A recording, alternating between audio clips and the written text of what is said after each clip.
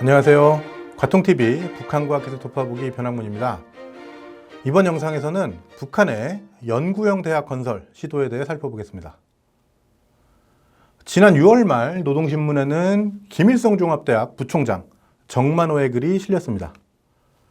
이 글에서 정 부총장은 사회과학과 자연과학 분야를 다 갖춘 종합적인 성격의 연구형 대학을 건설하는 것이 김일성 종합대학의 과제라고 밝혔습니다. 연구형 대학을 우리나라에서는 연구중심 대학이라고 하죠. 단순히 기존 지식을 가르치는 것이 아니라 연구를 통해서 새로운 지식을 적극적으로 만들어내는 대학, 그리고 이를 위해서 학부가 아니라 대학원 중심의 교육을 하는 그런 대학입니다. 북한에서는 연구형 대학이 교육과 연구를 밀접하게 결합해서 창조형 인재를 육성하고 첨단 이론과 기술을 창조하는 것을 기본으로 하는 대학이라고 설명합니다. 노동신문을 기준으로 연구형 대학이란 말이 등장한 건 2017년경으로 보입니다.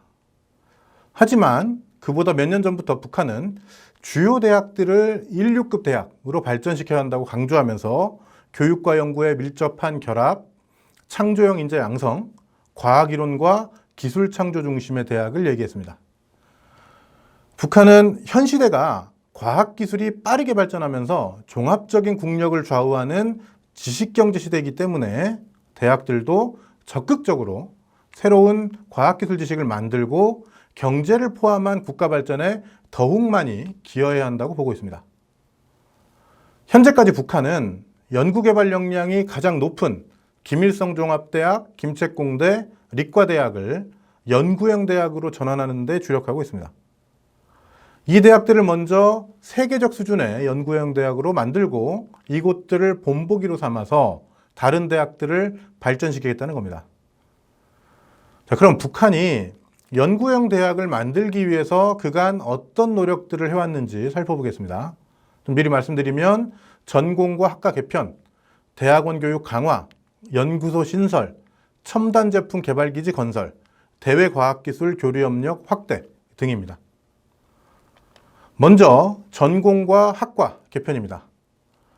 북한은 대학들이 세계적인 과학기술 발전 추세에 맞게 교육과 연구를 진행할 수 있도록 IT, 나노, BT, 신소재, 우주기술과 같은 첨단 분야와 기초과학을 중심으로 학과들을 통합, 신설, 확대했습니다.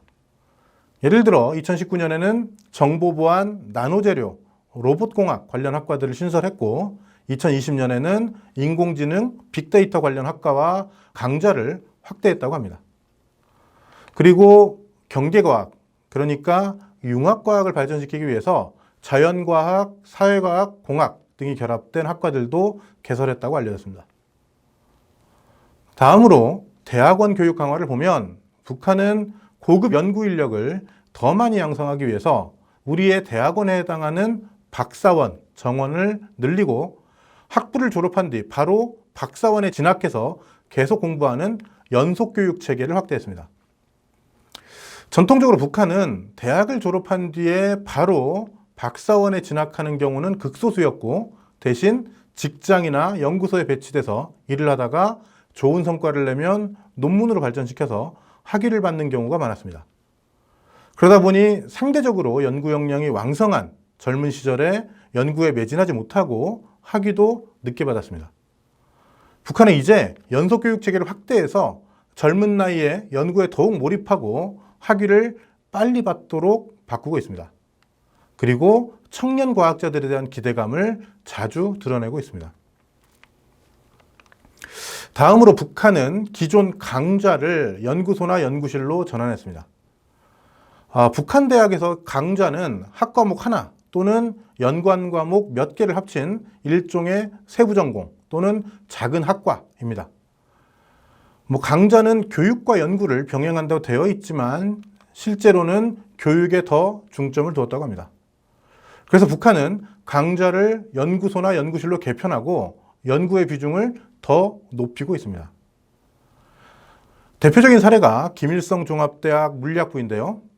이 학부는 잘게 쪼개져 있던 강좌와 연구실들을 통합 정리해서 이론물리연구소, 빛전자연구소, 응축상태 물리연구소를 만들고 연구소 소속의 교원과 연구사들 모두가 교육과 연구를 병행하게 했습니다.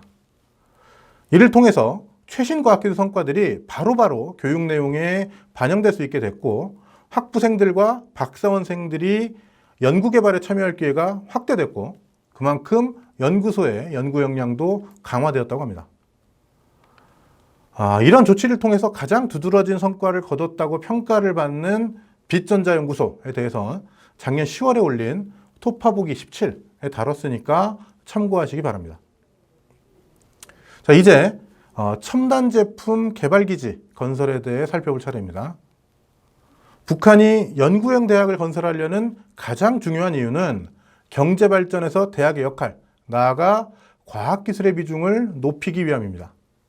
그러니까 연구형 대학의 기본 특징인 교육과 연구의 밀접한 결합은 무엇보다 교수, 연구사, 학부생, 박사원생 등 대학의 모든 구성원들이 연구개발에 참여해서 경제 발전에 기여할 수 있는 성과를 만들라는 걸 의미합니다. 그래서 북한은 교육과 연구와 생산의 일체화를 강조해 왔는데요. 2019년에는 김일성종합대학의 첨단기술개발원, 김책공대의 미래과학기술원과 같은 첨단 제품 개발기지를 건설했습니다. 최신 설비들을 구비하고 대학 내의 연구개발 역량을 최대한 결집해서 교육과 연구와 생산의 일체화를 집중적으로 실현하라는 겁니다. 이에 대해서도 작년 4월과 12월에 이미 다룬 적이 있습니다. 끝으로 과학기술 교류 협력의 확대 시도입니다. 북한은 주요 대학들이 세계적 수준의 연구형 대학이 되기 위해서는 국제학술 교류의 거점으로 발전해야 한다고 강조하면서 과학기술 교류 협력을 나름 적극적으로 모색했습니다. 예를 들어 김일성 종합대학은 2012년, 14년, 15년, 16년, 18년 각각 8월 또는 9월에 국제학술 토론회를 개최했습니다. 이 토론회들에는 중국, 러시아, 몽골, 베트남 등은 물론이고 독일, 영국, 프랑스 학자들도 참가했다고 합니다.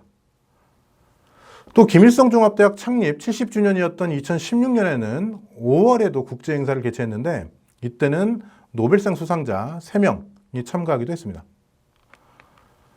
그리고 북한은 2011년에 캐나다 브리티시 콜롬비아 대학과 시작한 캐나다 북한 지식교류 협력 프로그램도 계속했습니다. 이 프로그램은 원래 경영, 경제 관련 북한 교수가 해마다 6명씩 캐나다로 가서 6개월간 교육을 받는 건데 2018년에는 경제 3명 그리고 산림과학 분야 3명이 교육을 받았고 2019년에는 환경학 2명, 산림학 4명 등 모두 이공계 분야 교수들이 교육을 받았습니다. 그리고 2018년 10월에는 김일성종합대학과 김책공대를 포함한 6개 대학의 총장 또는 부총장이 4박 5일 동안 브리티시 콜롬비아를 방문하기도 했습니다. 또 북한은 외국에서 열리는 학술 행사에도 학자들을 종종 파견해 왔습니다. 그런데 최근으로 올수록 제재 영향이 심해지고 코로나19에 대응해서 북한이 자체 봉쇄를 취하면서 직접 대면 방식의 교류는 거의 없다시피 합니다. 대신 북한 학자들의 해외 논문 투고는 꾸준히 늘고 있습니다.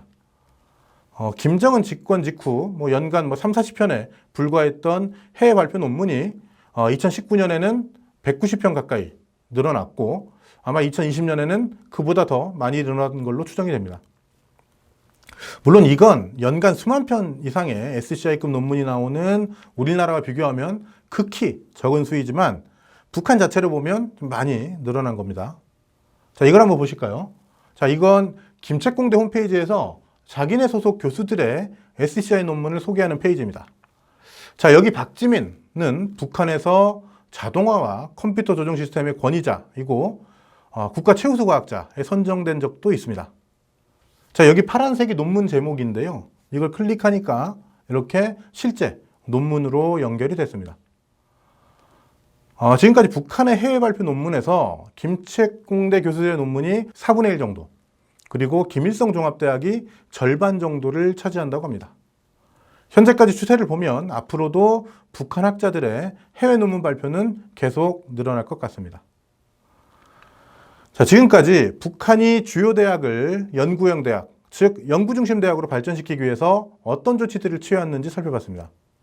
자, 올해 1월 노동당 제8차 대회에서 북한은 과학기술에 기초한 자력갱생 기조를 강화하고 이를 위해서 인재 양성이 필수라고 부각하고 있습니다. 그리고 이에 따라 예년보다 연구형 대학 건설도 더 많이 강조하고 있습니다. 따라서 북한의 연구형 대학 건설 시도에 대해서 앞으로 더욱 주목해야 할 것 같습니다. 이상 북한 과학을 짚어보기를 마치겠습니다. 감사합니다.